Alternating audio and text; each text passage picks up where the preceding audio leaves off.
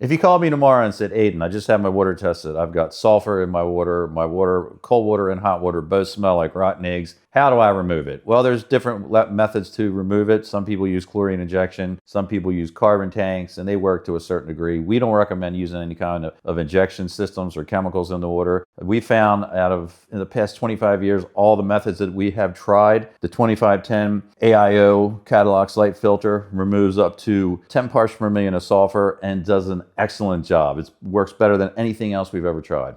Some people call me and say, I have sulfur in the water, and we usually ask, do you smell it on the cold or the hot or both? And if they say, no, I just smell it on the hot, that's usually a hot water heater issue with the anode rod. And typically you can take out the one that came with it, replace it with, say, an aluminum one or another type that doesn't give off that smell, and you solve the problem. People ask, is the iron in the water dangerous to drink? It's at higher levels, yeah, it can have an adverse effect on your body. Showering in it, yeah, it's gross, because we've had people, when we used to be a retail operation, we would have people come in the store that had blonde hair turn to orange because of the iron in the water. So yeah, you do want to remove it. And it can be gross. It builds up on the tubs, the showers, the toilets, and it looks disgusting.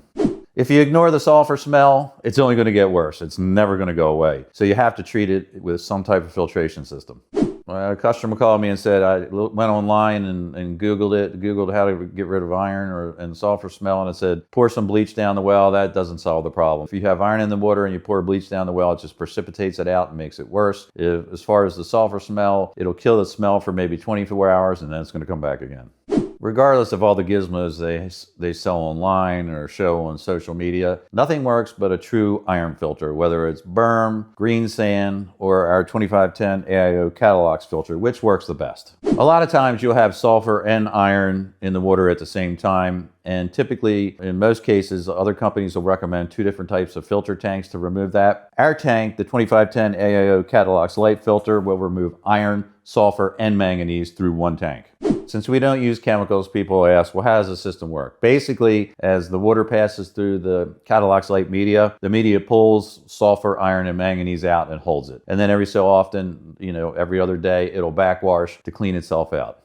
If you have iron bacteria, or you take a test and they find that you have iron bacteria, which is rare, people say, do I shock the well? No, you don't really want to shock the well. You want to put some type of filtration system in that removes the iron bacteria. A lot of companies will recommend chlorine injection. We don't use that.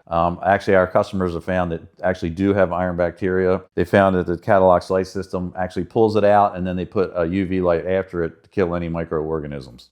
Well, after 32 years of doing this and seeing all the different types of gizmos and gadgets and filtration systems companies are putting out, we've always come back to the Fleck systems, and the 2510 AIO system is what I would use in conjunction with a water softener.